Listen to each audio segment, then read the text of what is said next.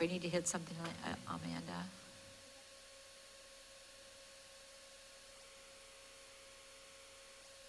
Although we are, okay, so we can just go past that. All right.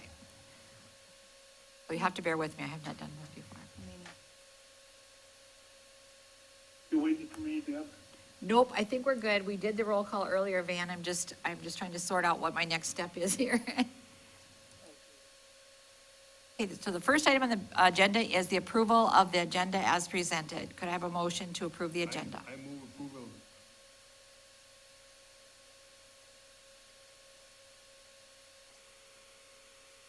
Good. Undo Roger. Here we Yeah, go. I can't bring my agenda. Okay, I'm gonna shut down again, try to come back. all right, sounds good. Okay, there we go. Now I think we're good. Okay, we have a motion to approve the agenda as presented. Is there a second? Second? We'll call the roll or call the item. Then do I hit? I hit start roll call again, Amanda. Okay, Fans all right. of the moment. Well, Clint,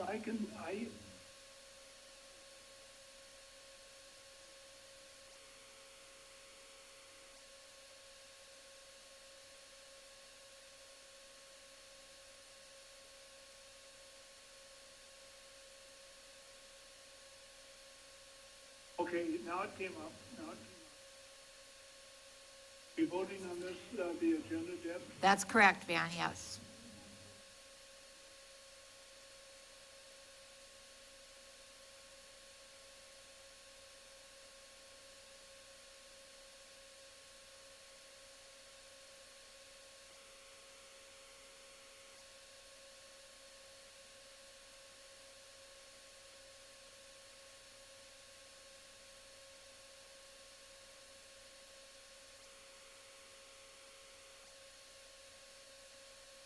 We're experiencing technical difficulties, so we'll get that squared away first.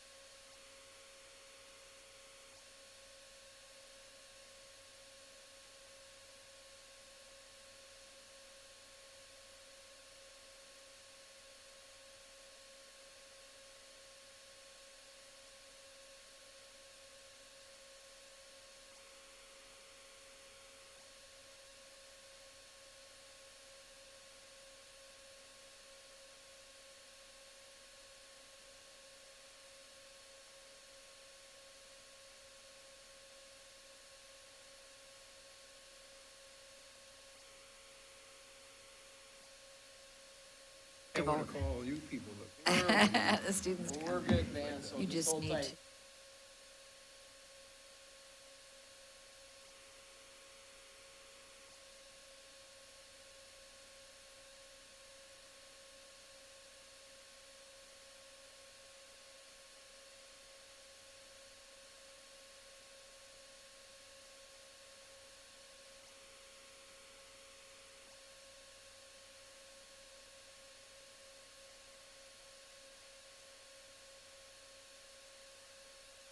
Was approved. The next item is the reading of the school district mission statement, and Melissa, would you read that, please? The Brookings School District prepares all learners to be confident, engaged citizens empowered to impact the ever-changing and interconnected world. Are there any conflict of interest declarations? We have received none this evening. Move on to the next item.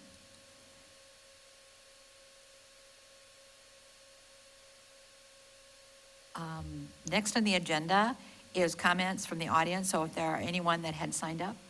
Have no signees this evening.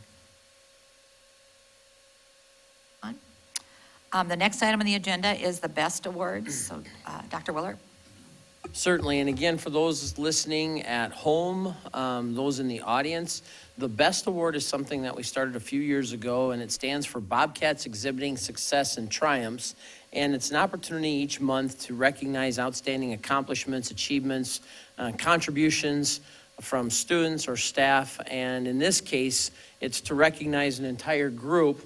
And it's unfortunate that these dates don't necessarily coordinate, but next week, beginning February 17th through February 21st, is the South Dakota School Board Recognition Week. And what you see before you tonight, board members, certainly you had no hand in this recommendation, but it was a recommendation that came forward to recognize our school board for their contributions. So I'm just going to go ahead and read it again for those that are listening in. Becoming a school board member is a serious commitment. It takes considerable time, commitment, and dedication to be an effective school board member. Being a school board member isn't easy. Board members have to stay up to date on current educational issues, must be able to understand education jargon, and have to listen to parents and other community members who want to pitch their idea on how to improve the district. The role the Board of Education plays in a school district is vast. Board members put in a lot of time in what essentially amounts to a volunteer position. Our board members put in approximately 165 hours each per year between bi-monthly school board meetings, monthly one-on-one meetings with the superintendent, as well as various subcommittee meetings, to name just a few. Good board members are an invaluable asset to a school district's development and success. The most effective school boards are arguably those that have a direct impact on nearly every facet of the school, but do so in obscurity rather than in the limelight. In honor of South Dakota School Board Recognition Week, we recognize Van Fishback, Deb Debates, Wes Cheddar, Melissa Heerman, and Roger DeGroot as Brookings Best for the great deal of time and effort they have put forward on behalf of the Brookings School District. So again, board members, congratulations on being the best. We certainly appreciate it. And audience, join me in congratulating and thanking them for their service.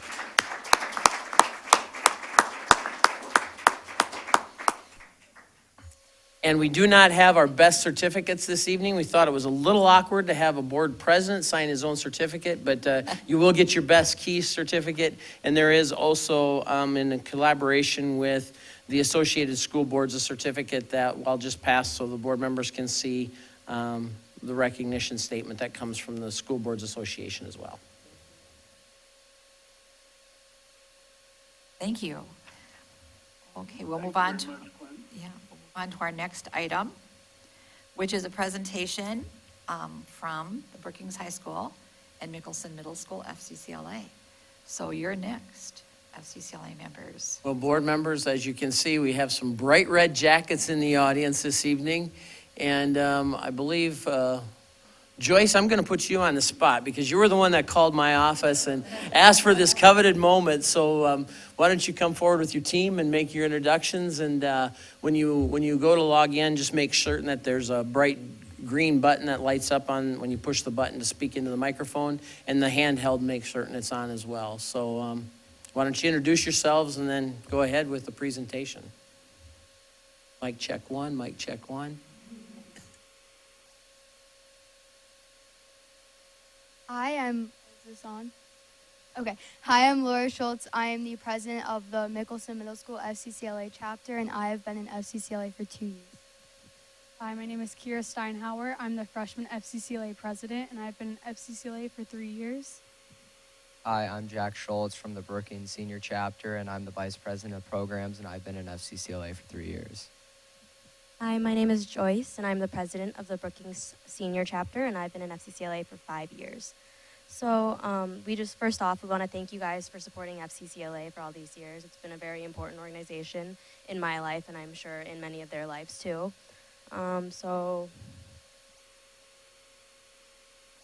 FCCLA members explore careers and gain leadership development. FCCLA helps members to gain scholarships. Through FCCLA, we sponsor over $2 million in scholarships and awards annually. Members participate in personal, career, and leadership development opportunities through community service projects and competitive events. Across the nation, 90% of FCCLA members have a 3.0 or higher GPA. 71% of FCCLA members take advanced courses, and 54% of FACS teachers believe FCCLA has made teaching more meaningful and engaging to students. So this week is actually FCCLA week, and the month of February is also CTE month. And so we thought we'd share a couple things with you guys, keep you guys informed of what we're doing. Our FCCLA week, our goals have been to promote the national theme, What's Your Story? So today, we chose to promote our FCCLA through social media. And so we posted videos and pictures with people answering what their story was through FCCLA and like what their most fun thing they've done through FCCLA was this year. On Wednesday, we are showing appreciation to our teachers by providing some snacks for them after school. On Thursday, we are showing appreciation for our members by providing ice cream bars for them after school also. Actually tomorrow, we're sending Valentine's Day cards to the ULC retirement home. And on Friday, we will be hosting our health fair at the high school for all Brookings High School students to attend. The middle school has been involved in many fundraisers this year, and we hope to do another one before our state conference in April.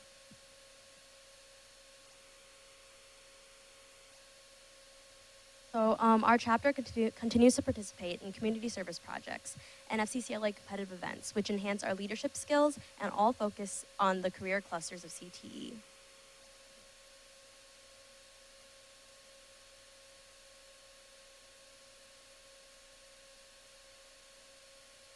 We have several students from the middle school and high school attending the fall leadership training in Huron and competed at regions in December. We have had several students sign up to attend and compete the state meeting in the end of April, which is in Sioux Falls. And we hope that BHS and MMS advance members on to nationals this summer, which will be fun, which is in Washington, D.C.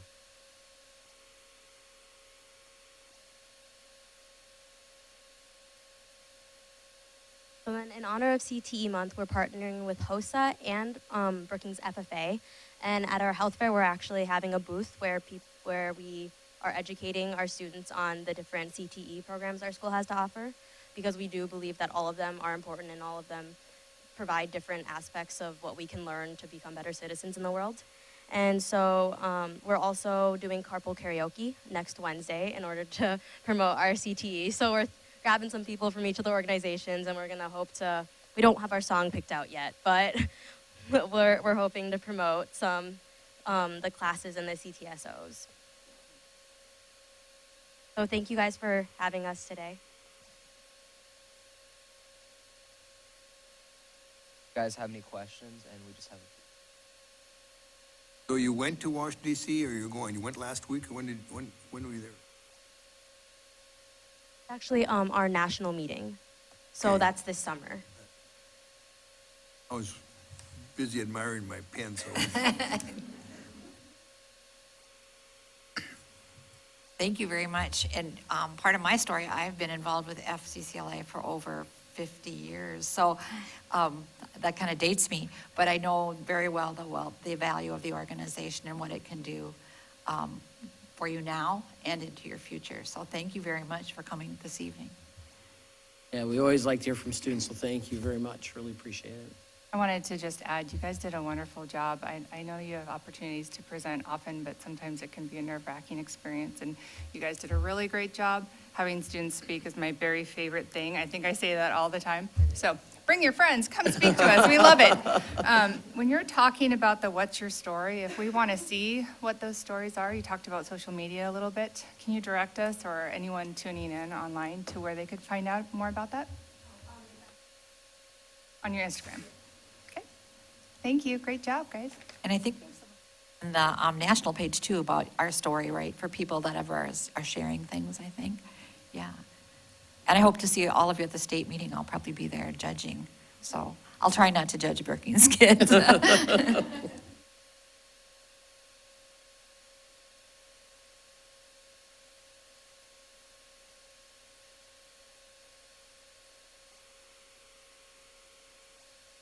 Next, we have a presentation by Hillcrest Elementary. So, Mr. Olinger.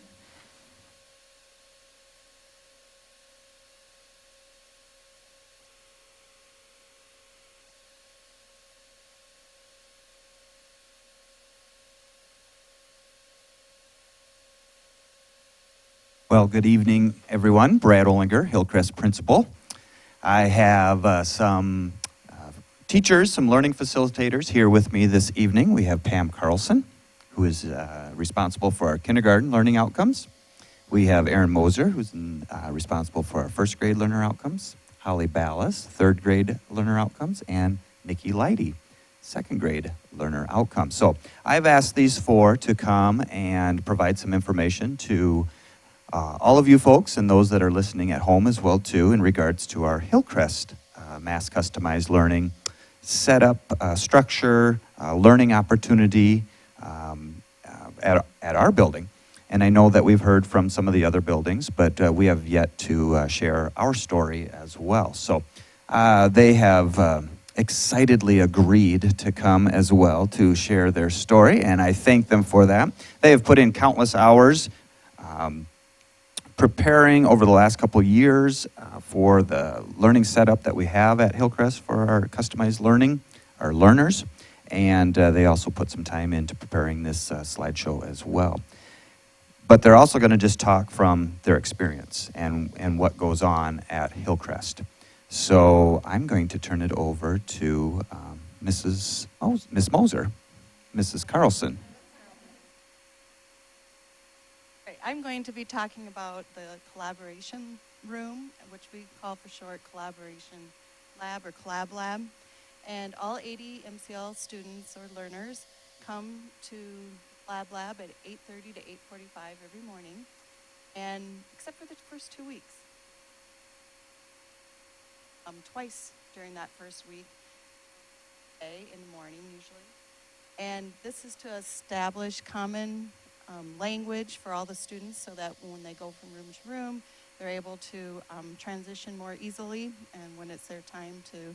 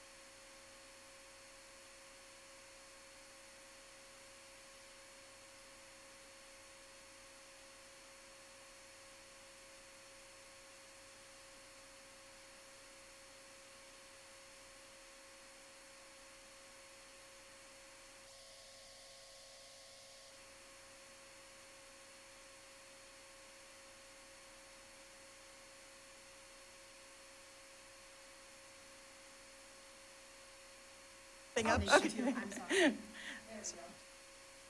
Okay. During the same time, the technology coordinators come in. Our students each have their own laptops, so the technology coordinators give information on etiquette and the proper use of their laptops. And then we go into the gym. We're lucky enough that our specials don't start until 11 o'clock. And so the kids do team building activities. We break them up into small groups of mixed age, and they tasks that they collaborate on and find a solution to.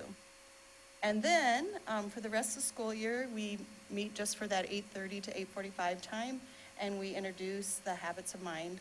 Every 2 weeks, one of us rotates through each 2 weeks, and we come up with our own activities for whatever habit we have at the time. And we teach these in a variety of ways. One thing that's common for all of the 18 or 16 habits is that we each use the Wonder Grove Learning Video series. And then we might add in read alouds, role playing, modeling, demonstrations, things like that. And we also continue to do those group activities of mixed age and pairing up the kids. And then sometimes we'll even send home a project at the beginning of the week that they need to complete back at the end of the week. And those are the things that you see around on the walls and the pictures, collaboration room.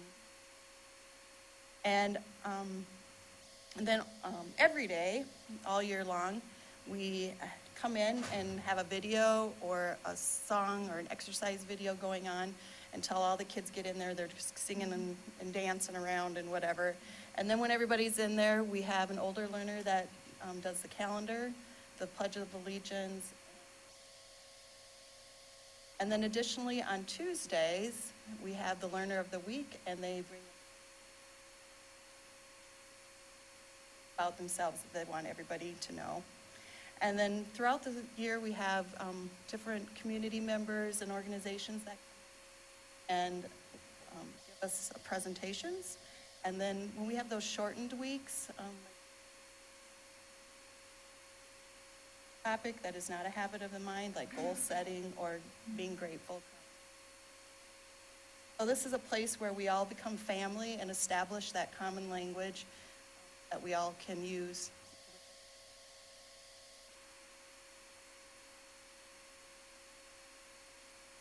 This is just an example of our daily schedule the four of us try to follow. Of course, it might look a little bit different when we get into our age-alike, that exact learning that's taking place in each room. But the areas that are highlighted in red are the areas we try to group and regroup our learners for. So for math, Words Their Way is a phonics program we've been using in the district.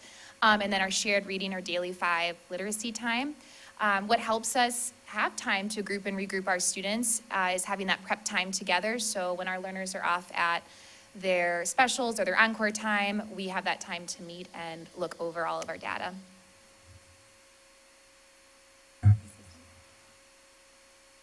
We thought that we would interview students and parents so that you can really see what they have to say, not just us.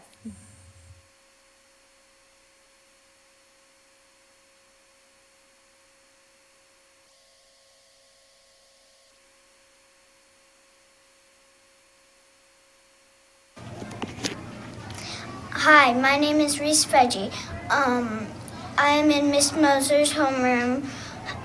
I go to Miss Leidy's for reading, and the thing I like about MCL is that we can work at our own pace in reading. My name is Liam Heiberger. I am in Mrs. Ballas's homeroom, and what I like about MCL is that I get to learn at my own pace in math, and I get to learn how to do stuff.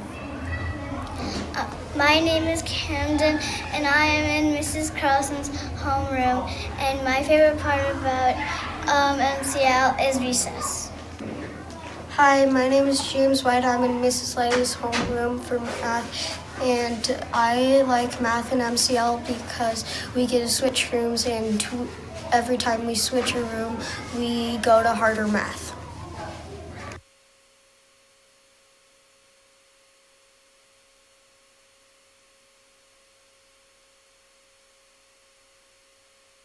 We also interviewed some parents, so here are their thoughts on MCL.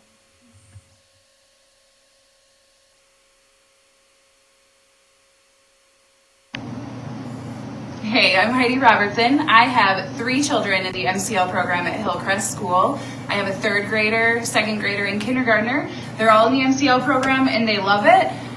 We really love the program. One of the things that I really like about the program for my kids is that it's really challenging them on a consistent basis.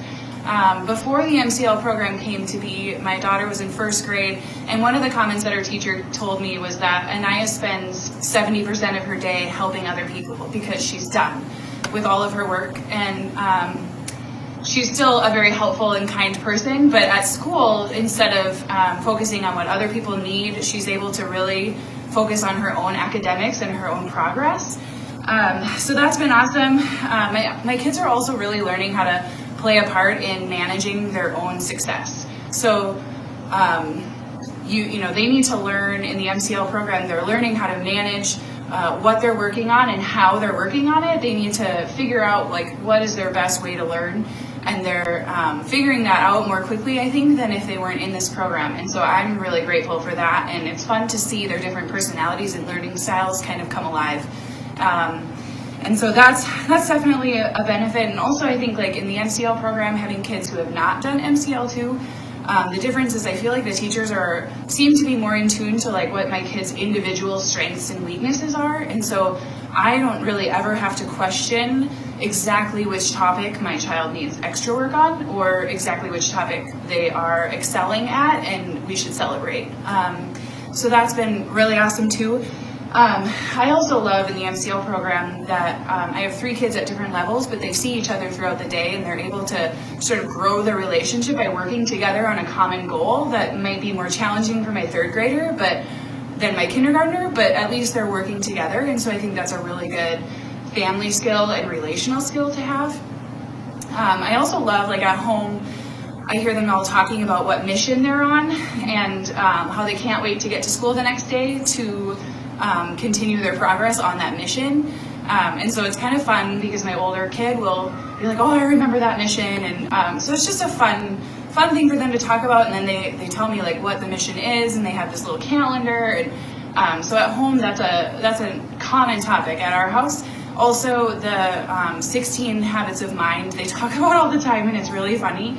The other day, my 2nd grader, months ago, my 2nd grader said something to my kindergartner, yeah, Ruthie, you need to think flexibly. And so we get a kick out of that sometimes, and that's good as a family to learn too. So we have really enjoyed this program and are really grateful that it's here. My name is Danielle Bone. I have a kindergartner in Mrs. Carlson's class at Hillcrest and a 3rd grader in Mrs. Ballas's class at Hillcrest. This is our first year in MCL, and we've been very happy with both classes. We were able to meet with the teachers at the fall conference and really get to understand the program more and what the kids are working on. Both the kids come home happy every day with what they're working on, and they're always excited to share something with us. The one thing I really enjoy is that they're able to make some of their own decisions, which have also helped at home. They're understanding the good decisions or the wrong decisions and the consequences they have with that because they have more control over their day, which has given them more control with things at home as well too. I also really like the fact that they say they work hard during the day and the evenings and weekends are for family and activities. That's been really enjoyable. Also, overall, we are very happy with the program and we plan on continuing. Hi, I'm Ashley Park, and my daughter Ayla is in the 1st grade at Hillcrest in the MCL program. We've honestly loved the program so much as a family, and I think most importantly what I love is to hear Ayla talk at the end of the day about the relationships that she is building. I think it's really awesome how she has friends that are 3rd graders or kindergartners and they all get along. But also what is more important is that she also has those relationships with those 4 teachers. And that means a lot to me because it has helped her transition from kindergarten to 1st grade. It was just so smooth and so easy because everything was so familiar to her. And so I love that about it. Another favorite part that I really enjoy about the MCL program is that Ayla is challenged at her academic level. So whether she needs a little bit more work on something or if she's succeeded in one area, the teachers really wrap their arms around her and help her and then push her to her academic limits. And so she's challenged and honestly loving school. So it's great.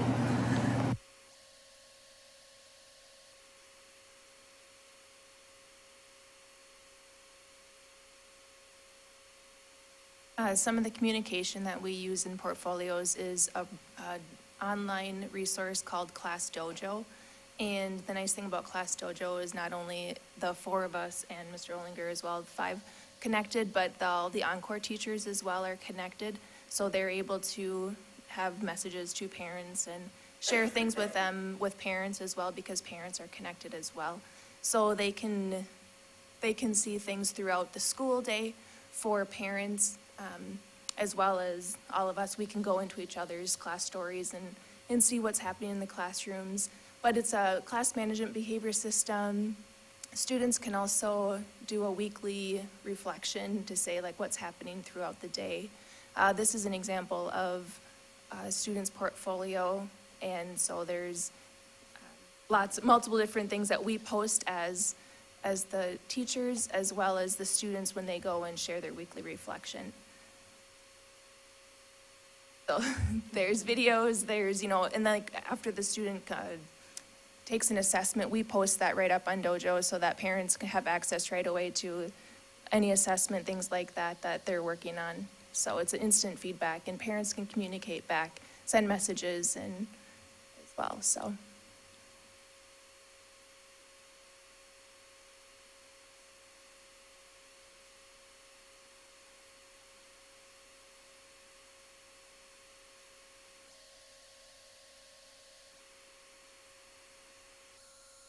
There's just some examples of some math. And here's a video. Hi, Mom and Dad. I'm 52% fluent in reflex, and I have 3 lessons done this week, which is pretty good. And there were really long lessons. I am now on mission to lesson 18. And in reading, we are working about problem and solution. Really fun, by the way. So have a nice day, Mom and Dad. Have a nice day at Lowe's, Dad. Have a nice day teaching, Mom. Bye. So there's some examples of a student's portfolio, and parents have access to this all the time.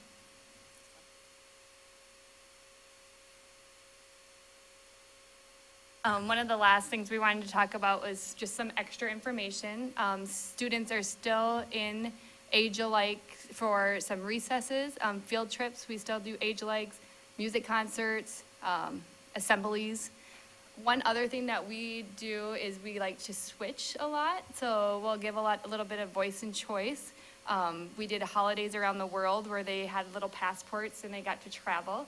We picked, a 3rd grade standard was, how can we bring it back to Brookings? So we picked countries that were immigrants actually settled here in Brookings, and we brought out the lefse and the meatballs, and we were having a really good time. So we just, for 100th day, they got to go do different math activities, different exercises, but they get to pick where they wanted to go. So that was kind of fun.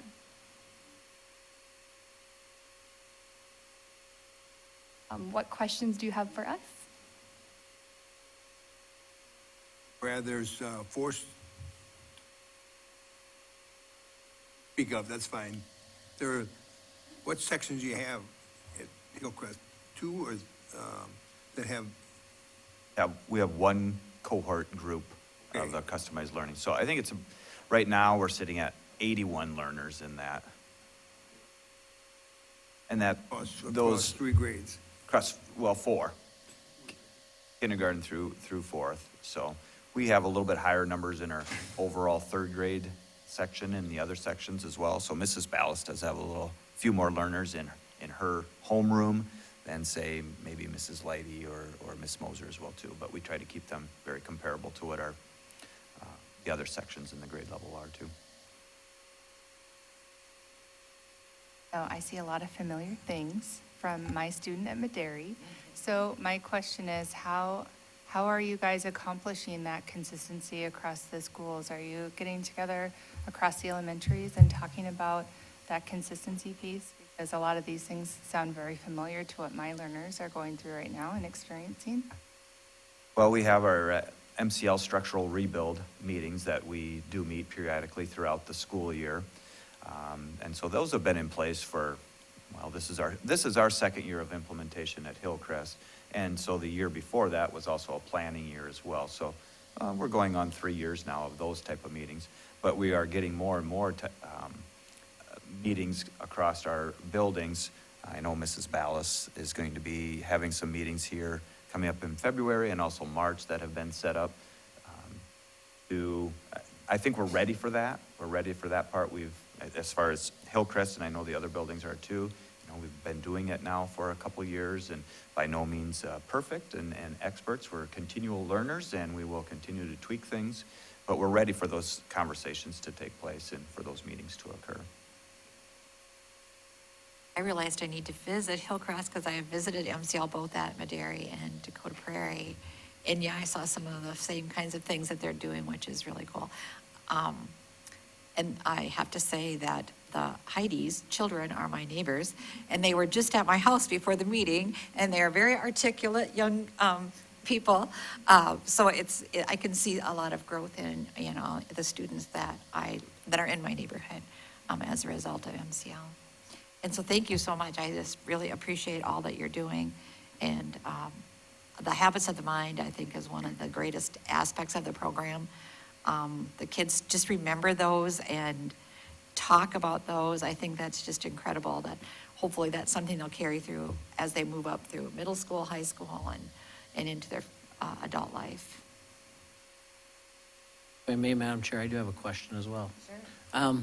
As professional educators, what's your big takeaway? Thinking back on your career, all of you are at different phases in your career. What's your big takeaway as you've experienced this opportunity? Mine would be that it's like one room schoolhouse, but with 4 teachers, and it's just like family all the time. And you do hear the family, like one parent, I said I was doing this, and they said, oh, well, we talk about the habit of mind every day, because they have 2 in there. Every supper, that's a habit of mind thing that comes up, and they're always reminding each other, so that comes out a lot. And I just feel like the family aspect of it is so important. And the kids too, we let them pick where they want to sit at lunchtime, and you see the older brothers and sisters sitting with the younger ones and all making friends. And then as they kind of wean themselves, they go out and starting to make more friendships as well. So it's really neat. And I will just add on to that, it is fun to watch the academic growth too. We know all teachers in our district are working hard to personalize learning and differentiate that instruction, but it is kind of nice to keep it within us 4 so we can watch and track that growth as they move on in their learning. And just seeing my class from last year with Mrs. Lighty, it's always kind of fun to look back where they started. So it's been really fun.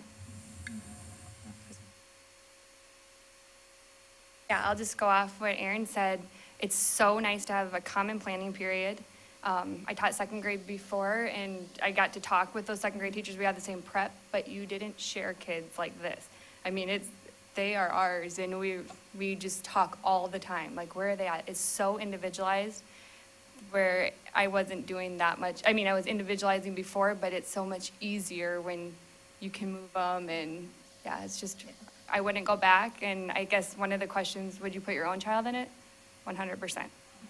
We have a very seamless approach to it because we know exactly where they left off and can just keep on going, where, we don't have to go back and take the 2. I mean, academic, we know right from the start. And they know us, so there is, like one of the families said too, it's easy transition. Here's your 1st grade teacher, here's outcomes, and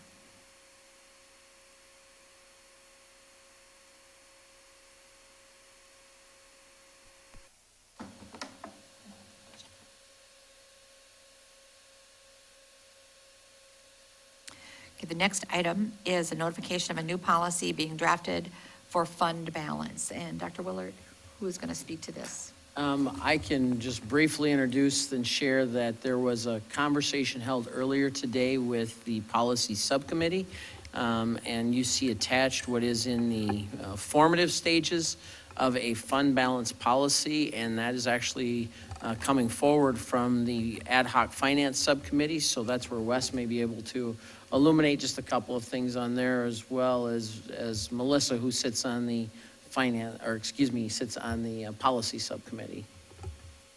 Well, there's nothing here that is going to be a surprise. We're just trying to put into language practices that we can follow and guide us of what type of balance we want in our fund balance, particularly general funds.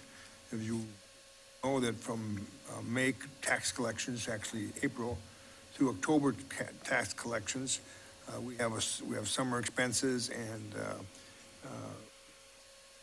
make sure we bridge ourselves in terms of our revenue and have cash balances, plus when we get a monthly cash flow from the state.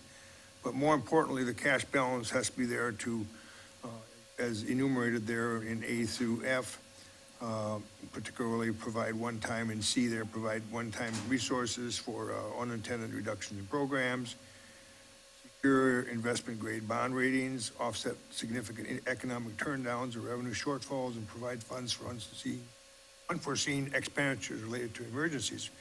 But a practical application of this is there are times when we need to have inter-fund loans to cover particular capital outlay or special ed. So this is pretty simple with this. This was a two-page document, and now we got down to probably 3/4 of a page, but this is intended to give us some guidance for the future, and we landed on 12.5% balance of this year's budget. General fund budget would guide next year's cash balance, and ended because 12.5% will certainly get us through any of these that we have that I just enumerated. With that, we're going to eye on the policy committee to take it from here. Melissa, did you have anything you wanted to add? Yeah, No. I would only add just a thank you for all the hard work from Wes has put into this, as well as Van and Brian. We have really made it a point to focus on our stewardship, being good stewards of our finances and our financial health of the school district. And so I think that it's an excellent chance for us to document this strategy that we have in place, and in documenting it, it becomes more of a standard. And so from a policy committee standpoint, we are going to be reviewing this and continuing to work with it. So there's no action today, but just thank you for all the hard work on it, and we'll keep plugging away at that. So this will be an action item at a later date. Yep. Brian and Laura for helping us too. They spent and got us through many word edits, so thank you. So that will be an action item at a later date. Okay, the next item is the update on the superintendent goals. Dr. Willard.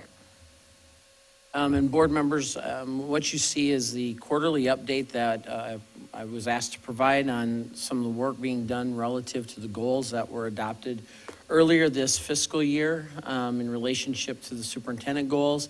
I know you don't want me to highlight everything and speak to each one in particular, so just a couple of items that I would share, and I actually did not bring the examples with this evening, but as far as the branding efforts go, that's one of the areas where we're starting to work on creating a common platform in terms of the Bobcat brand and also how we present ourselves as a district out in the community. I think we've done a considerable amount of work on our district website, but we still have, as we surveyed last spring, some disparities in how people identify with the Brookings School District, ranging from the previous B that I think is utilized oftentimes by Brookings Municipal Utilities to the Bobcat that you see with the more traditional on our business cards, for example. And then we also had the B with the claw going across it. The highest percentage, as you see, as I reported, was 86%. So we have some work to do there.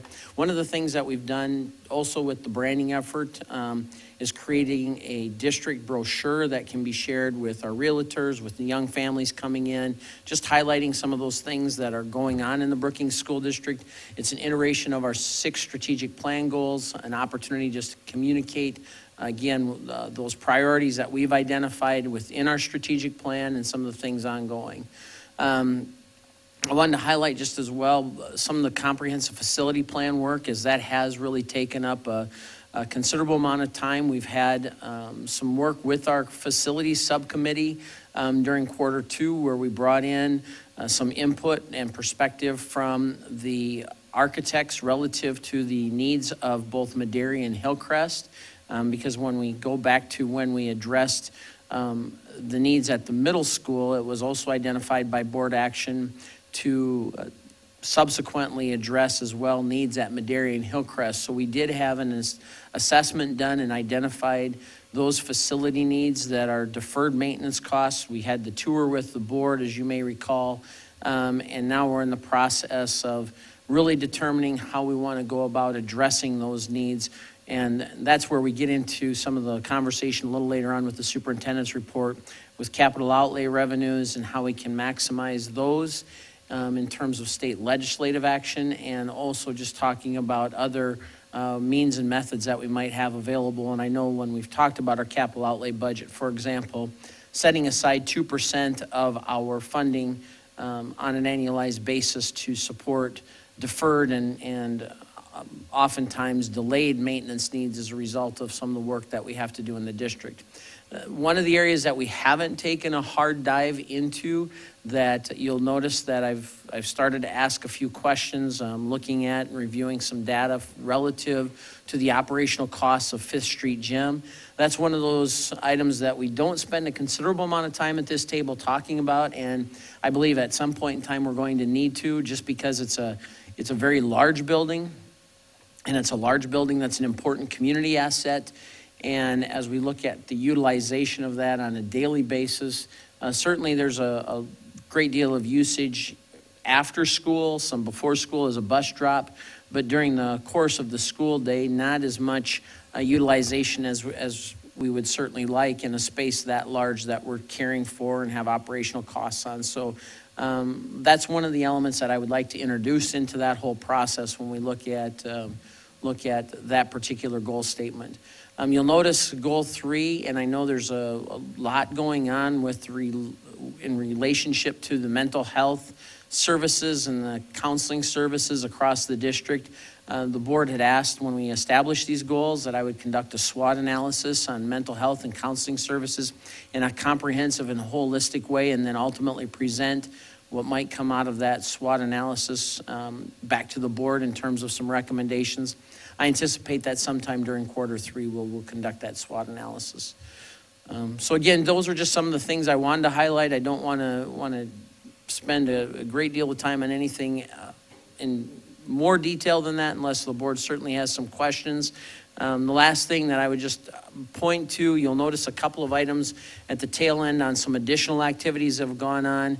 Lab school work continues, community of excellence work continues with the broader community, and then the ongoing efforts with Brookings Area Transit Authority and the development of an RFP for design services as we contemplate our ability to build a shared transportation hub facility, again, trying to maximize the economies of scale and realizing that as two public entities come together, it ultimately, and collaborate on something like this, it ultimately saves the broader taxpayer and our community dollars. So we're excited to see that effort continue and move forward in earnest. So again, those were the things I wanted to highlight, and would certainly be willing to answer any questions board members might have.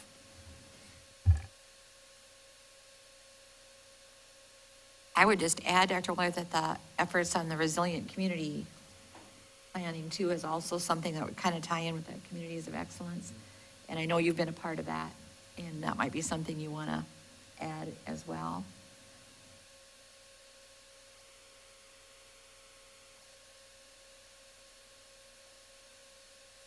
Any other comments or questions from board members?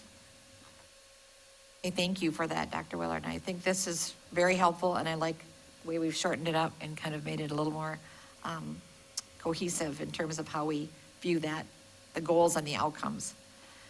Okay, the next item on our agenda is board communications.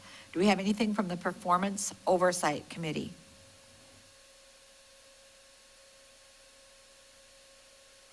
Facilities and construction. We have some things later in the action items related to facilities and construction. We seem to have that at every meeting. The next one is Policy and Governance Committee. Governance. All right. We do have a couple of updates here. There's a number of policies that we're currently reviewing. Emergency Plan Policy EBC, this currently is under review. We need to potentially make some slight modifications. The policy EBCC, which is our emergency lockdown. This is also currently under review. This is a candidate to potentially be removed in order to allow for some of the new security techniques that we're interested in within the district. So just a notice that the policy committee is currently reviewing those. Policy GA, personnel goals, is another one that's a candidate to potentially be removed, so we're reviewing that. Also, policy IFB, which is pilot programs. This policy is under review with the hope and intention that there may be some additional detail and clarification around what would fall under pilot project. There's a little bit of ambiguity in there, which makes it kind of confusing to do the day-to-day work that would fall under that. So this policy is also under review. Additionally, there was a Title I review, and we were notified that we need to have a separate policy for students that fall under the McKinney-Vento status. So because of that, Michelle is working with the DOE and bringing forward some prepared policy language in order for us to comply. So just a note for the board to watch for that as we move forward. There will be more information coming on that. Thank you, Melissa. And I'm assuming once the legislature has been completed, there may be some additional things that we'll have to take a look at too. The next item, Human Rights Ad Hoc Committee, anything there? Intergovernmental Relations Ad Hoc Committee. Mental Health Coalition. Our January meeting was canceled because there were a lot of people that couldn't make it, so I don't have anything really new to report there. Negotiations. I'll just share real quickly, while the ad hoc committee is really a committee of the whole of the board on some work going on right now, I did have a meeting with our BEA leadership as well as a BEA representative from the very specific element of the negotiated agreement, which deals with our grievance language. And there's a recognized and a shared interest in updating our language as well as a grievance form. So we have a common format and tool and instrument in which we, if and when we have to process a grievance, we don't have to have any guesswork in terms of the tool and the process that we follow as we do so. So right now we're working in a shared way and a mutual way to bring forward to the ad hoc committee of the board, which again is the committee of the whole, at negotiations time, a recommendation on some embedded language changes relative to our grievance procedures. So again, just a point of information on behalf of the BEA and the administration as we work together on that effort. The next item is general board member communications. Wes and I did attend the Resilient Communities second meeting of that group last week, and there will be another meeting coming up now in March. Did you have anything you wanted to add, Wes, about that? Very interesting to see multiple agencies in the community reach out to each other and to try to come up with ideas about improving our community relative to.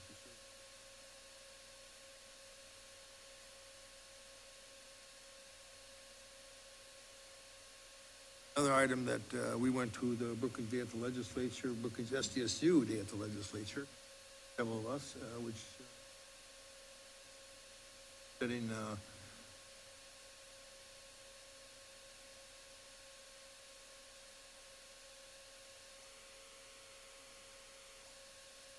Ken Jones,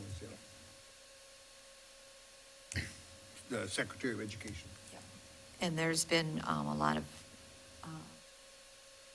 information coming from our legislators in Pierre. I believe this Saturday is the first coffee for those of you that would like to attend that. Next item.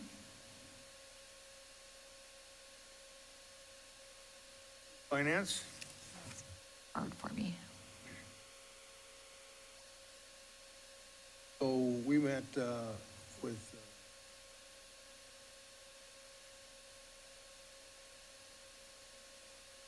policy.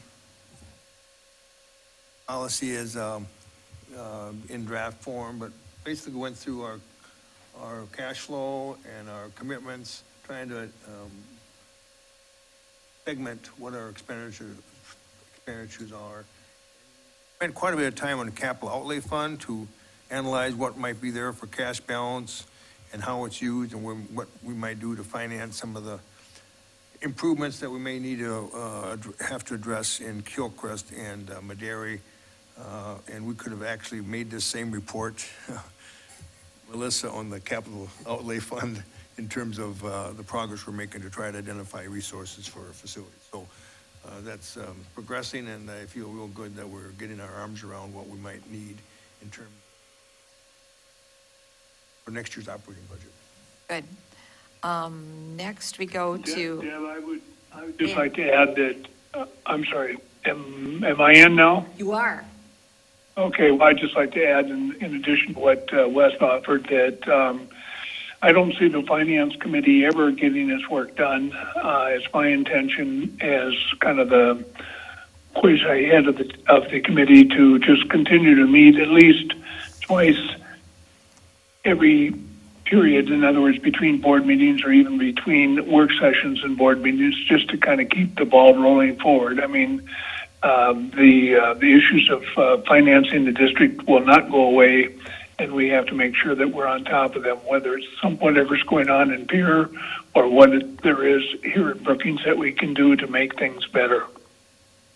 Thank you.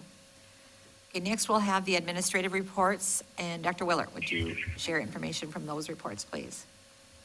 Yes, board members, again, just as a point of reference, one of the things that, for those again viewing and those in the audience that are at home, we provide administrative reports during the course of the school year that highlight different activities and events happening across the district through different departments and different buildings, and just give some insight and perspective. Again, it's part of our effort with our strategic plan and communications, and this is one of many tools that we utilize to provide those communications and information about what's happening in the school district to our broader community and staff and parents and students alike. So as you were suggesting earlier, Deb, yes, this Saturday, our District 7 legislators will be back in town. This is the Cracker Barrel session that will occur. I believe it's at 9 o'clock. That's my understanding, up at the Brookings City and County Government Center. It's on the 3rd floor. And it's really an opportunity for our community members to attend and interact with our elected officials to hear some of the things that are going on. We know that there is a considerable amount of school-related activity starting to take shape out in Pierre right now. A number of items that are social related. There's a considerable amount of debate once again about the Sentinel program. There's been some discussions about capital outlay funding. There's been discussions about academic tools and services the district provides, open enrollment debates. So again, there's a lot in the hopper right now, and we're certainly keeping tabs on a number of bills that are of interest to the district and the state as a whole, and then some very specific to the Brookings School District. And one of those particular areas really happens to be capital outlay. As we've talked earlier in the Finance Subcommittee report, and you heard me mention in my goal report, and also as we talk about our comprehensive facilities plan, which was adopted a couple of years ago. Capital outlay is a significant play in and funding mechanism and how we achieve some of those items that were identified through that comprehensive facility planning process. And again, for the viewers and the audience, there are separate funds that the district has. The general fund is the major funding mechanism. Our capital outlay fund is just that. It's designed for capital investments, capital purchases. And right now, prior to the passage of the Blue Ribbon Task Force law, school districts had the opportunity to levy 3 mills. Now we're at about 2.93, 2.94 roughly, and that's projected to continue to decline in terms of our mills. And that's as a result of some of the changes with capital outlay legislation. And there are several bills out there right now. One of them would put a hard floor where districts couldn't drop below 2.75 mils in terms of revenue generated. And to the opposite of that, I guess you might say, is a bill that is being currently floated and carried by Representative Gosch that talks about restoring back to the 3 mills capital outlay funding. And certainly that's something that we would have a great deal of interest in because it would bring us whole. One of the other things that I think is important to share with everybody, our viewers, our listeners, and board members alike, with some of the changes that have occurred with capital outlay funding, our district loses on an annualized basis right now approximately $100,000. And while some may say, well, $100,000 in a district budget this size, that's a lot of money, but it's really not that great in the scheme of the overall district operations. Well, over 10 years, that's $1 million. And you think about how that can be utilized to address deferred maintenance needs or capital outlay certificates to extend our opportunities to make some improvements or address some of those deferred maintenance needs that have been identified. It's a big impact to our district. So again, that's one of the things, board members, I just ask you to be aware of and understand that as we get together with our legislators, for those that are able to make it on Saturday, that would be a pretty good topic to ask just in general terms what the view and the temperament is and the temperature out in Pierre for capital outlay discussions. You can see that we're going to be entering our budget discussions and our budget development process here. Actually, this week, the administrative team, the full team will meet to work through our initial trappings of our budget. Later on at this meeting, there was actually work that had been done by the Finance Subcommittee working on the budget parameters, which are being shared tonight for board consideration. Then ultimately, those will be applied in our process as we go forward to determine how we can go about funding some of the programs and services that we've identified within the district going forward and the needs that have been identified. And one of those needs that has been identified, and it was actually identified for a couple of years now, and really getting to a point of needing and begging for a solution. And you'll see some items attached that really highlight this concern and this matter. And it deals with the layout of some of our music programs and how we staff our music programs.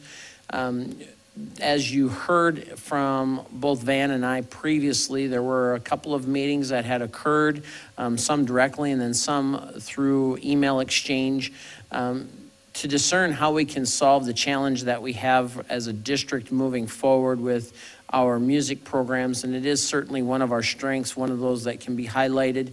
You heard me make reference to Mic Check One. Well, Joyce Wu is one of our singers in our top vocal music groups, and just to see what those students are doing, it's pretty phenomenal.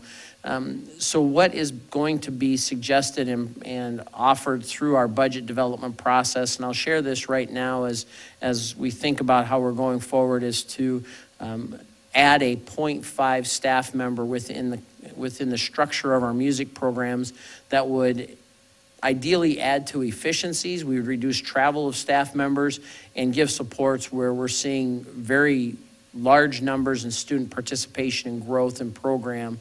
I think it's a good solution. So watch for more on that to come, but that's something that we're planning to do, and I think it celebrates the strengths of the district as we look at how we move forward. So that will be in the budget plan as you see it presented. Again, the background information that I included in my report specifically gives a little more color to the conversation and some information for you to digest, but know that that will be baked into the ultimate budget solution. And then ultimately I wanted to share as well our ongoing efforts with our continuous improvement leadership team. Our team met, a couple of weeks ago now already, and it was agreed upon through that team effort that we do want to endeavor to move forward with a review process working with the Performance Excellence Network, which represents Minnesota, South Dakota, and North Dakota. So we'll be going through that process. We'll be gathering a considerable amount of data. We'll have to do some authoring and some narrative work. And in the end, we'll ultimately have a report delivered to the board that will share what our strengths are as an organization and where we see some organizational opportunities for improvement. I'm really excited to see that process move forward. And we do have some staff members that will be attending later this spring the Performance Excellence Network conference that will be held up in the Twin Cities. And again, representatives from all different organizations and organizational sizes, school districts, small business, hospitals, healthcare organizations from the tri-state area attend that conference. And it's probably one of the better ones that I've ever attended. So we're looking forward to that moving forward as well. with the high school report, one of the things that I know was shared at a board meeting a while back was we like to see our students in pictures and photos. And as you can see through Dr. Von Fisher's report and Dr. Jensen's report, that everybody answered the call for pictures, so you can see a number of different things that students and staff are engaged in, active learning. As you look at those photos, you can see that active learning is really something that is being embraced and implemented across the district. So we're really excited to share those photos and photo opportunities with the board members and our community as a whole. And the other thing that has generated some conversation across the district is the ongoing discussion as we transition to a modified block. And as we look at that schedule, there's been a number of questions. What does this mean? How is this going to impact our students? What's going to happen with staffing? And all sorts of questions that have been asked. And the high school has started, and I believe they've got a great start to a frequently asked questions document that is being shared and will continue to be shared within the community with parents and with students and with staff that answer some of those more frequently asked questions that people have. Again, it's just another tool of communications. I know there's going to be some other presentations done and shared and communicated with the community, again, just to keep everybody informed and apprised of those developments, so we continue to provide opportunities for our students. Speaking of opportunities, when you look at the middle school report, I know there was a question asked earlier when we heard the MCL discussion. That is an opportunity for us to do better and bring every single MCL learning facilitator into a room. One of the challenges that we have, because we do have the number of MCL facilitators that we do in the district, is ample sub-coverage. So in the meantime, as we're working through that, you'll notice in the middle school report that there have been collaborative efforts going on, working across building boundaries and across building lines to help with the facilitation of information from one building to the next. And a lot of that is about process and understanding that as students advance through our system through the MCL structure, it does create some unique opportunities to think about how we're transitioning the communication from one learning facilitator to the next as they cross those building boundaries in terms of where the student is at in their progress relative to those learning outcomes. That's why you've heard in previous presentations information about the standards-based report card. And again, you'll notice in the middle school report how Dr. Lean was called upon to give the sixth grade teachers feedback regarding MCL and how that has worked. We also have shared how we're continuing to build capacity at the middle school with teams continuing to venture out and visit other sites, namely the Harrisburg site, to see how MCL is continuing to be implemented in a district like that. In the Camelot report, you'll notice the information about the very special and unique recognition that our Camelot students received from the FBI. When I first heard about the FBI coming to the Brookings School District by Dr. Lean, I was just a little bit concerned.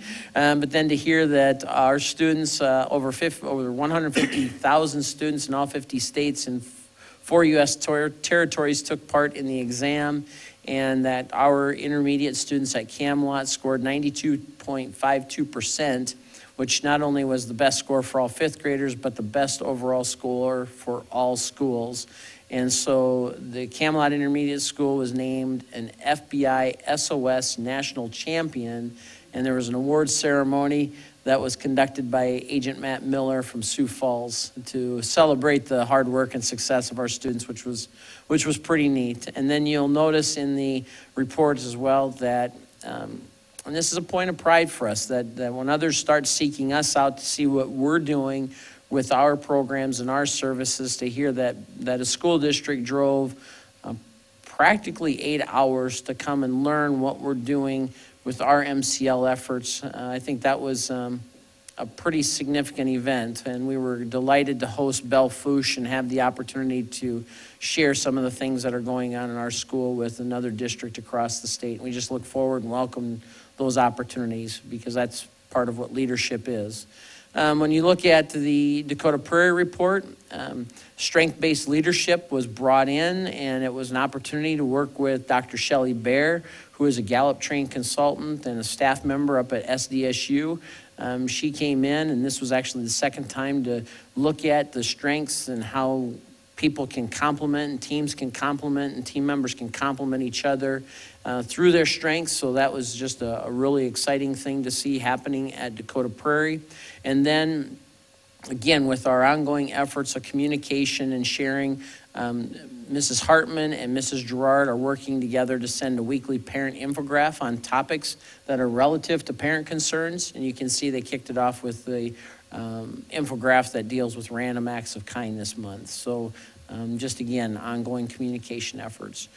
When we look to the Hillcrest report, one of the things that we've talked about in each of our buildings and was highlighted in the report from Hillcrest is how our Director of Curriculum Instruction and Continuous Improvement, Michelle Vandeweerd, is working with the different principal advisory committees or PAC committees across each school to disaggregate our Smarter Balance, our state assessment scores, and then as they're doing so, beginning to identify on an item analysis where we have areas of strength and where we have some opportunities for growth and improvement. And it really gives us a chance to peel back the onion layers a little bit and see if there's a common thread or theme throughout our system that has been identified through the Smarter Balanced Assessment results where we can improve some instructional practices and efforts. So again, this is something that is tedious work, it's time-consuming work, but at the end, it's really value-added work, and I applaud our staff members across all buildings, and as pointed out in the Hillcrest report, the work that's going on with the PAC there. Maderi, working on our continued efforts with literacy. They had some training that was going on with the Balanced Literacy Framework. It's a very widely recognized and approved approach to addressing literacy needs and development of our students and learners. And then you'll notice as well a thank you note that was attached from a visit that occurred to the school, recognizing the opportunity to visit and how much they appreciated. And this is fundamental to what you've heard talked about before across the district. And I know that board members, you've seen this book before, Culturize, and the culture that's being created across our schools. So just an opportunity to highlight that this is taking theory of culture into practice and how it was recognized by third-party visitors. The Director of Curriculum Instruction report, one of the things that we've embraced is the Qualtrics tool. It's a tool that we're going to utilize to help with and support our efforts relative to our strategic plan. As you know, we have the surveys that we've done. This coming year will be year 3, and it'll be a tool that'll help us dashboard our results and really do a better job of drilling deeply into what the results are telling us and then making those improvements and measured improvements and helps us really focus on making information out of all of our data. So we're really excited to do that, and then we're laying into the instrument, the Qualtrics tool, our state assessment data and some of our NWA data as we look at and analyze some of our achievement results. As I mentioned before, the data retreats that are occurring to look and dig deeply into our Smarter Balance results and how we're going to ultimately create some action plans. And as I shared with our policy subcommittee today, something that Michelle has not reported in her report, but I'm delighted to share, she's working on her doctorate right now, and as part of that, she's also working on her superintendent's endorsement as well. So certainly applaud her efforts to manage all those wonderful tasks and be a mom on top of it. She's a busy lady. Our Director of Special Education, Special Services report, Mrs. Otheim was recently asked to serve on a panel of special education professionals that was actually featured on South Dakota Public Television. It was really an opportunity for her to articulate some things that she's recognized as a leader in the special education area in particular.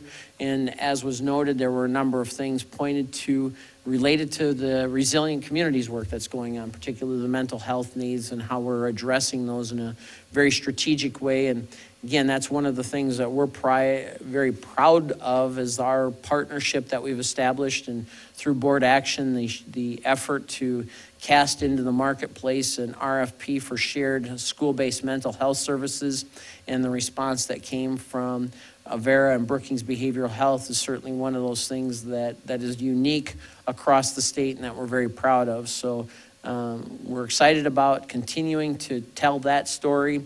And then we're also bringing in some training for staff members on mental health and the ACEs, which is the Adverse Childhood Experiences piece. And I know, Deb, you mentioned before the opportunity to talk about and view for those of you at home that may be interested. The movie Paper Tigers is a great tool to really understand what ACEs are and how that impacts our students and ultimately the outcomes that we see in our broader community, not just the school community. Activities here is a highlight of a number of different things, talking about our winter season sports, and some of those will start coming to an end actually in February. And then there's been some assessments done tracking our attendance and involvement and getting spectators into the stands. There's been a number of efforts that go beyond the school district. As you may recall, several months ago, Bobcat backers actually came to this meeting, and they've been working really strategically to increase participation. So as you look at those numbers, I think there's a number of things that go into the improvements in some of our participation. And I really applaud our Bobcat backers for their efforts to get the crowd out and active and involved in different Bobcat events and athletics. Child nutrition, we are moving forward with, and you'll see recommendations about the food buying group, that collaborative group that we're a part of, and continuing that through the 2021-2022 school year. And that's really a proactive step, I believe, to help contain costs in our child nutrition services. As we've done that, we've recognized a need to spend down what the state has identified as an excess fund balance in our child nutrition program, because we've run a very good program with our child nutrition services.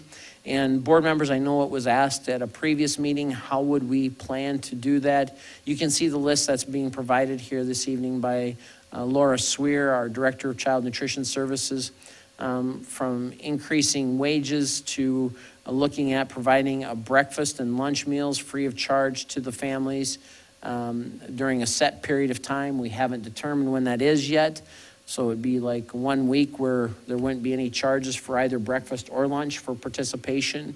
Another thing that we're looking at is some investments in some smallwares, some different supplies that are needed, and we're also looking at that through equipment repairs through our construction project.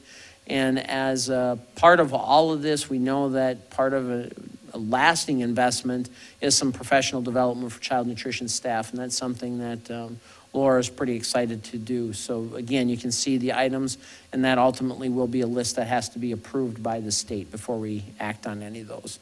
And then instructional technology. Yes. Just an incidental question. Didn't I see last month or two that in one of these buying groups, we did not allow a district to participate with us? Does that ring a bell with you? Yeah, that is correct. And why would that not have been in our best interest to let whatever that district in? Certainly, I can answer that. It was another district that had made a request to enter into the program. They were a district that had been in previously and then had opted out and then went back in, and there was some concerns about continuity in the process. And the food buying group, the child nutrition directors of each of the representative schools, considered the merits of the request and the benefits, as well as some of the potential concerns about continuity, and just felt ultimately that it was best that we would move forward with the group as it is. Okay, thanks. Director of Instructional Technology and Knowledge Management, you can see some reference made to a tech plan that will be presented to the board, I believe, at the March meeting, so watch for that to come. It really addresses in a comprehensive way a number of items that we've identified, much like we did through our comprehensive facility plan, some of those items that we need with technology. And a very important part of that is the ongoing efforts to work on the security and safety of our tech system. You notice that there's a new term out there, one that I hadn't heard of until actually Mr. Schmidt shared the spear phishing scams that are going on.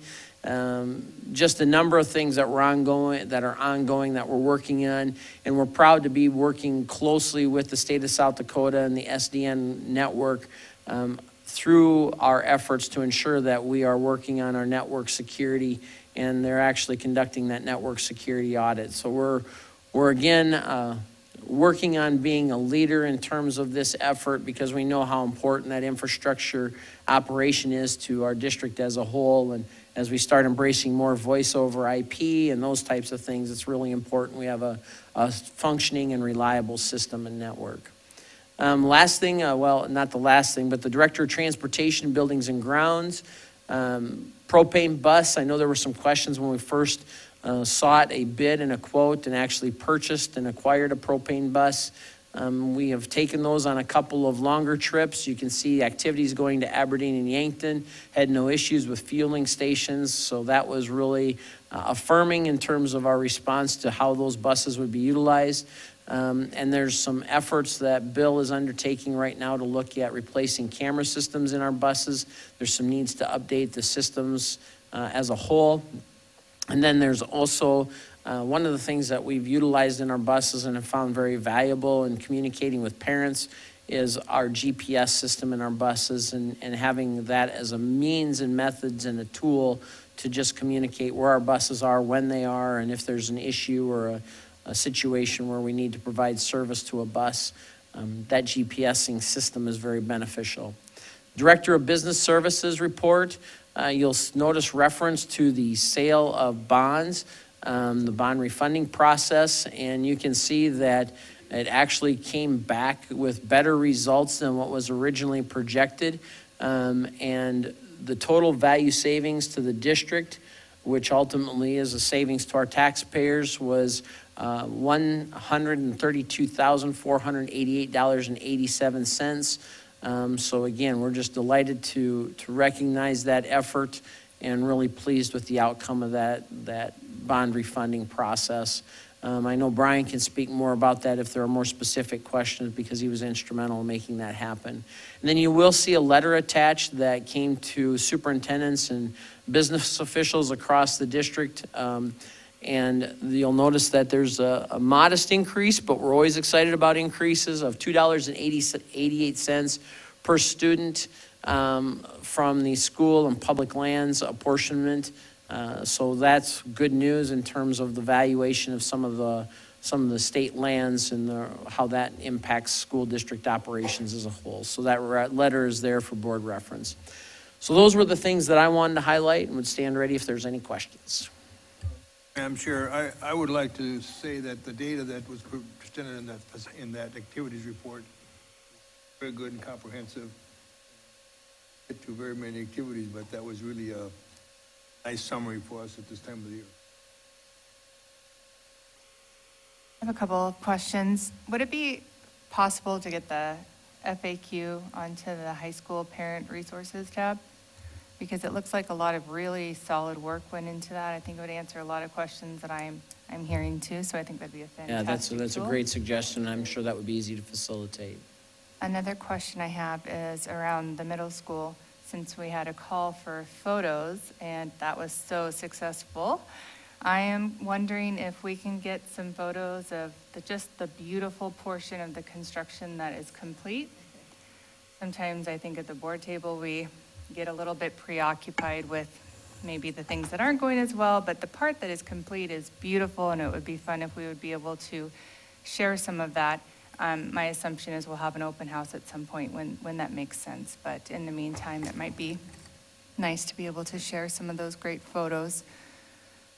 And then last thing, and I'll stop being a microphone hog, is and the stats about increasing participation. I think in that same meeting, we talked about efforts to increase the engagement of the audience and the community. And it's okay if you don't have it today, but if there's any information on efforts that are happening along those lines or things I'm not aware of, it would be really interesting to kind of understand what those efforts are and how we can help collaborate with those. Yeah, I think that's a great, great question, and maybe something that we could even work with our backers to come and talk with the board, because just to provide a report, because there are some very, very important things that are going on. And in fact, as long as you ask the question about opportunities for engagement and participation for those at home, those in the audience, and those at the board table, there is an adult prom on Valentine's Day. So there is still an opportunity to purchase tickets, as I understand it, from some of the Bobcat backers, and would certainly be delighted to see each and every one of the board members there and join me at the adult prom on, on Friday night. So there are a number of things, but we can certainly work with the backers to have a presentation. And I think the backers, the ones, the people that I have talked to, it's really kind of taking off and becoming a more vibrant group. So I think that's really a positive opportunity for those of you that have Valentine's dates, if you'd like to attend.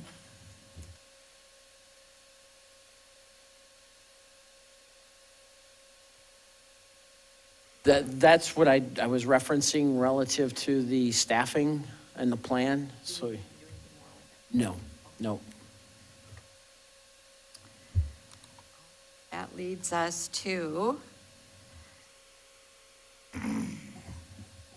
our monthly overview and update from the Director of Business Services. So, Brian. Just very brief, you'll notice in the board revenue summary and expenses that the expenses and revenues from the sale of the capital are the refunding of the bonds have been recorded. Excuse me, that took me a little long. And then just one note on the bills.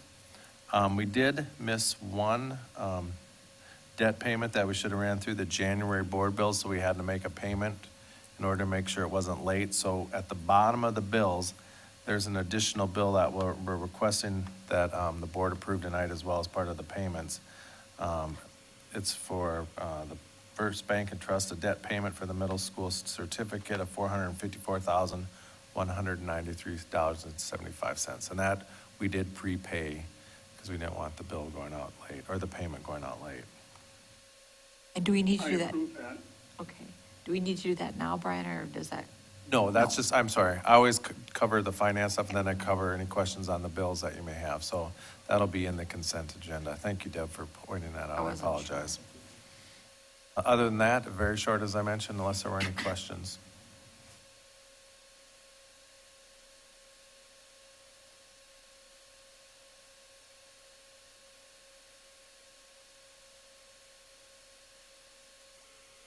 I believe that takes us to the consent agenda then. And so the first item that's listed there, with 9.0, do we need to do anything with that? Actually, I just over. Okay, so 10.1, approval of donated items. Do we have a motion to approve the donated items? Sorry. Yeah. To back up one. Off to consent agenda, excuse me. Oh, that's right, we have to approve the consent agenda, Yeah, sorry. That's perfectly fine.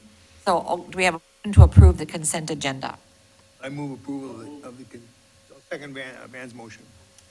Okay, all those in favor, I gotta go back now.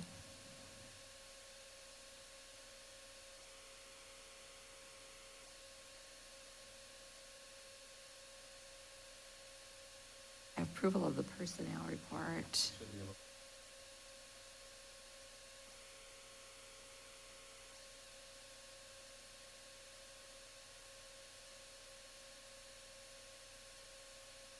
So we have a motion and a second to approve the consent agenda. I think we're ready for the question. I'm on that Going up page. is 8-4.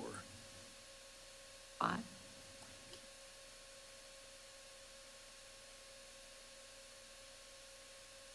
One more time. Okay. One more, yes.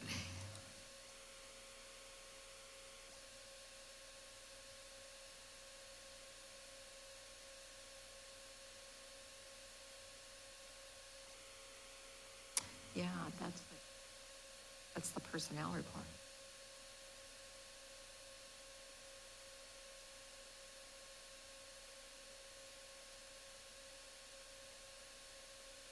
For those listening and those in the audience, in Deb's defense, this is her first time running the system, so yes, it should be 8.0.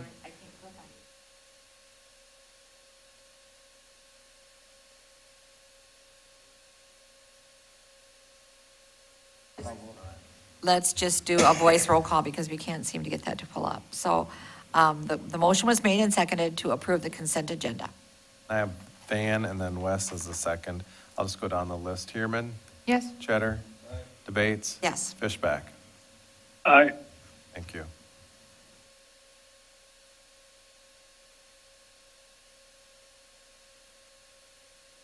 Item 8.1. 10.1.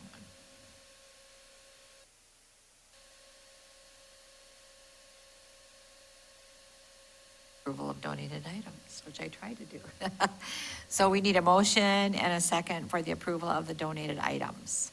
So moved. Oh, I'll second. We have a motion and a second to approve the donated items. Any further discussion? If not, call the question.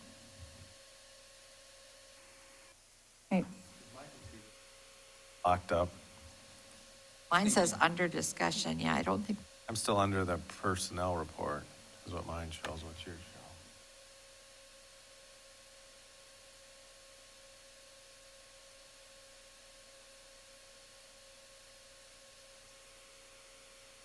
No, I think when I,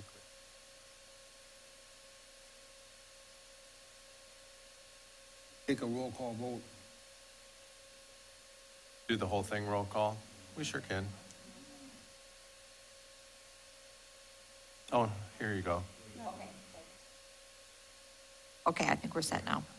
Yep, it was locked, but I think we're okay.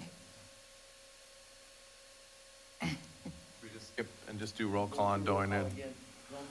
Yeah. Well, I we'll was do gonna it. sync it. Okay, but- so I have, Heerman and Fishback as for the donated. I'll just go in the same order. Heerman, Yes. Cheddar, Aye. Debates, Yes, Fishback. Aye. Now we should be on sync again.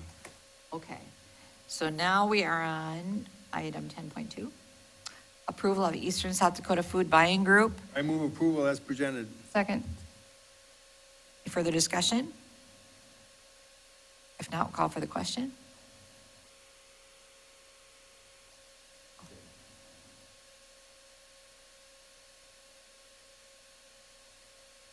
Motion passes. The next item under the consent agenda is for new and unfinished business, and that includes an audit report. And so Brian will turn that over to you. Oh, so moved.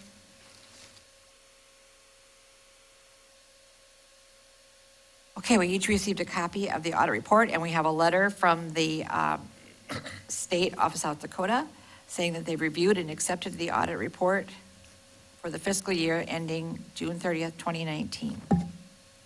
I'll pass that And down. member Roger DeGroot was also present at the audit Audit report. meeting with us as well. Okay, any questions?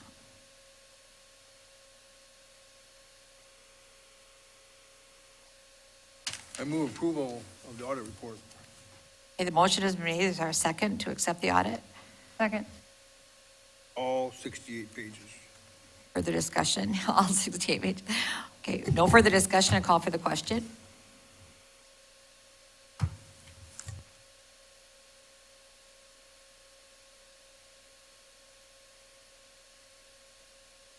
Motion passes. Next item is the approval of the revised 2021 school calendar and the proposed 2021-2022 school calendar. And we did look at those at our last meeting, or reviewed them somewhat at the last meeting. Dr. Willett, do you have anything else to share for either one I of do those? not. Again, I just really applaud the hard work of our staff that committed time and effort and energy, both in our committee meeting as well as beyond, to arrive at a point and Again, the modified calendar for those in the audience, those listening at home, as well as the 21-22 calendar reflect the re-implementation of spring conferences, K-5. That had been removed. It was a test for a couple of years to see the impact, and there was a considerable amount of feedback suggesting that that's valuable time to connect with parents and support what's going on. So the calendars reflect how that would work K-5 with staff. And I have been in communications with Mr. Tim Lease as well, sharing that we will need to look pretty strategically in terms of how the club could help respond to the needs when those elementary schools, children are out of school while the high school and middle school kids are attending school. Okay, a motion for approval? Second. Moved and seconded to approve the two calendars. We don't need to do them separately, do we, Dr. Weller? Okay, is there any further discussion? Okay, we're ready for the question.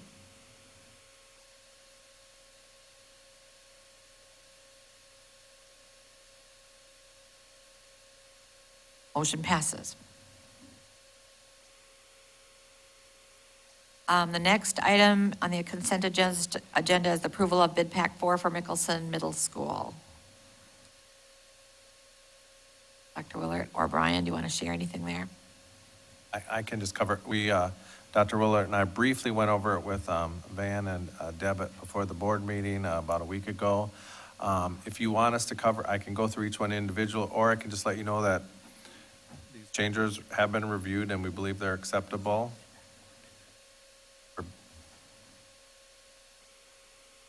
Oops, I apologize. I thought I was talking about change orders. Again, I apologize. It's been packaged for you. I'll refresh. Okay. Starting over. We opened the bids this last Thursday. It was Thursday. Reviewed them and went over them, and our recommendation is, as there's enough funding available to do everything, so we're recommending that you would approve bid pack, or bid A, Schedule A, for our Rounds Construction with 1 through 5 of the alternates, and on the bid Schedule B from Fisher Track. And I don't have the exact totals. I can pull it up. Board members, you'll see in the letter that's attached in the packet, it highlights those elements that you'll notice. Base bid of $391,000, just about $392,000. And then there's an alternate deduct in there, which is always pleasant to see. And then you'll notice the total Schedule B of nearly $100,000. And again, it's within the limits that have been established, the resources that we have available. It's not deviating from our ultimate scope of the entire project plan. So it was after the facility subcommittee meeting, they had a chance to meet, review all these elements. And I unfortunately was unable to participate in that because I had another obligation. But as Brian said, I believe that was well received. And if there are specific questions, I know Eric Anderson is certainly available and knows that he can be ready for answering any questions we might have if we need to make any quick phone calls. Several of the alternates deal with a discus, high jump, and pole vault pit. So that's what several of the alternates were for. There's one alternate in there for some concrete for not stadium seating, bleacher seating, to put bleachers on so that it just is a kind of a spot for them to sit so it's not being on grass and it stays fairly clean. Very good project. All these alternates are. Yes, correct, Wes. Okay, do we have a motion and a second to accept the approval of bid pack 4 for the middle school? I move approval as presented. Second. There's a motion and second. Is there any further discussion? If not, we're ready for the question.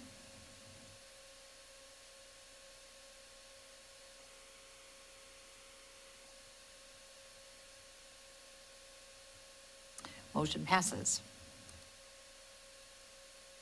Okay, now, Brian, it is about the change order. Thank So if you. you'd I like to jumped share ahead, information sorry. regarding that. That's okay. Yes, we have reviewed all of these change orders, and they are appropriate. One of the things I did want to add, and we talked about it with our facilities committee and Eric from ATSNR, is that we're going to be watching change orders. I'm anticipating, unless there's something major, we're going to try and keep them to a minimum because we want to make sure this project gets done on time before school starts. So I can assure you, we'll be looking at every change order. If it's something we feel that we can maybe do ourselves in a future date, we may do it ourselves because I know Eric's worried about every change order we bring up. There's an ultimate chance that it could cause a delay in something by needing a few more days of work or a week of work. So we will be keeping those to a minimum or doing our best. Like I said, unless something major would come up, they're digging into something and they find something in the wall or something like that. But again, we'll keep them noted or you informed of them as they come up in the future board meetings. Are there any questions regarding the change order?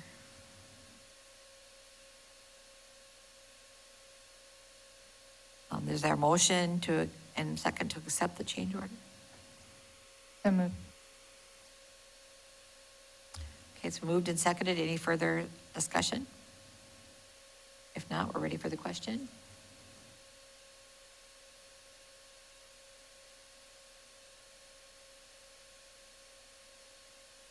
And thank you, Brian, for that, because I think we do need to make sure this is done on time. So a close review of those items is appreciated. Okay, next is approval of change order 6, bid pack 1 for round construction at the Nicholson Middle School project. And this is an easy change order. It's a minus. It's $8,000. It just means to the good. They didn't use as much fill as they anticipated in the original bill. So there is a credit on this one. Well, let's have a motion and a second to accept that. So moved. Second, is there a second? I can second it, yep. So we have a motion and second to accept this change order as well. No further discussion, we'll have the question.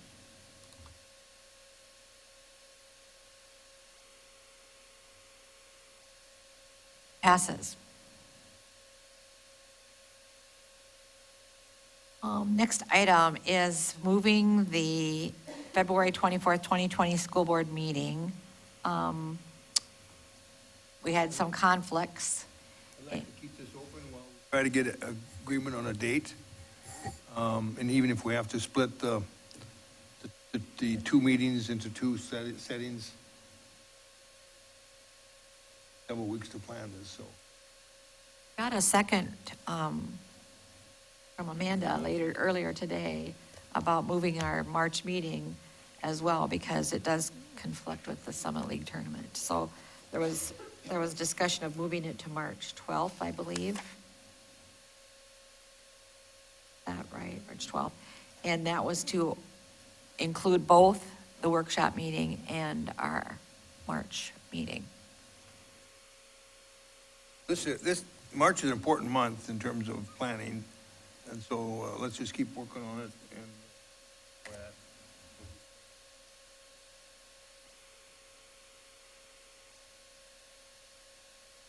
So we'll continue, so we won't take any action tonight, is that okay? And then Amanda will continue to keep us informed about upcoming dates or potential dates for those two meetings. And we do have the latitude by policy for those that may wonder, where the board chair, president can make declarative calling of a meeting, and of course, cancel a meeting. So again, that's certainly within the parameters and latitude of established board policy and practice. And again, knowing how important March is relative to some financial planning, facilities planning, and the like, it's important to have as many members there as possible, but understand that that may not be achievable either, just given schedules, but we'll endeavor to do our best. Sounds good. Okay, the next item then is an action item on the budget parameters. And Wes, did you want to speak to that, or? well, this is pretty much consistent with where we've been heading in terms of our resource base, and hopefully the state aid comes through at a level that we can provide flexibility in our budget, compensation for staff, and challenges in the capital. This is all kind of up in the air and one by one.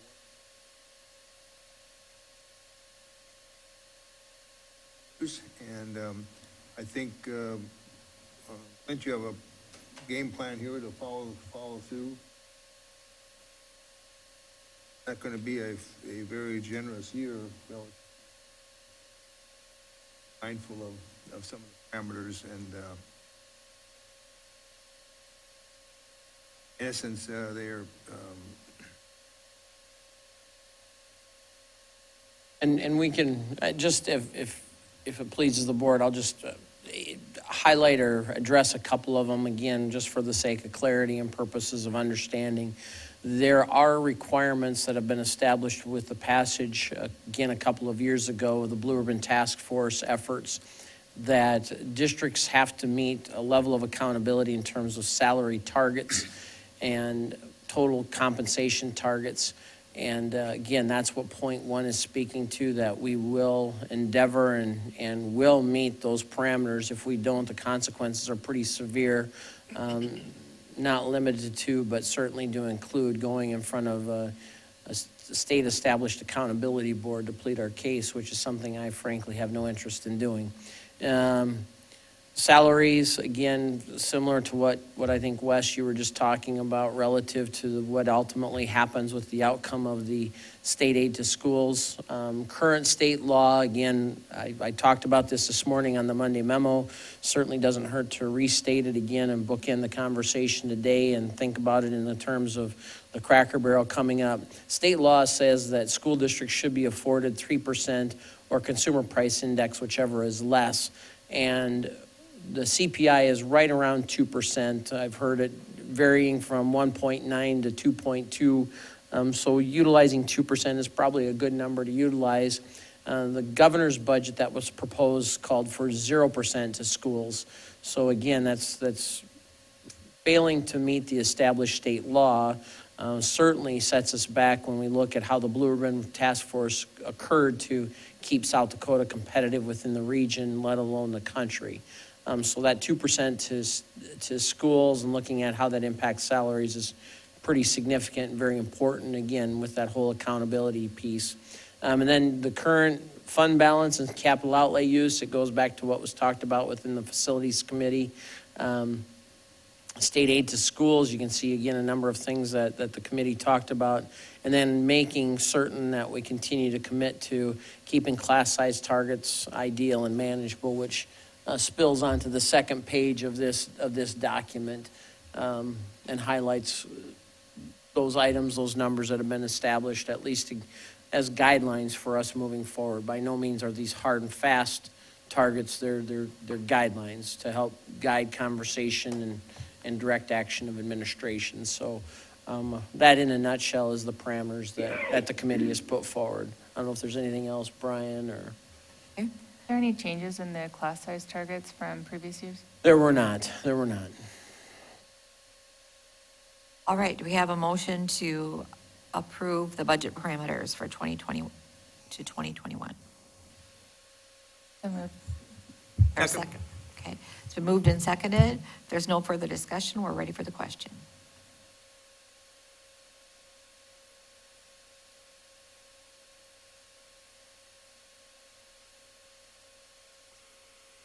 Motion passes. Okay, that brings us to adjournment. Is there a motion to adjourn?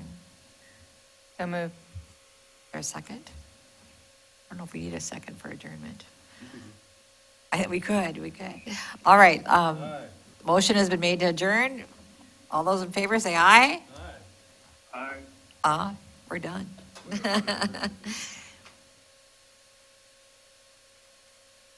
Thanks, everybody, for coming out. Appreciate it. And thanks for tuning in. Wow, a little bit of technical glitch.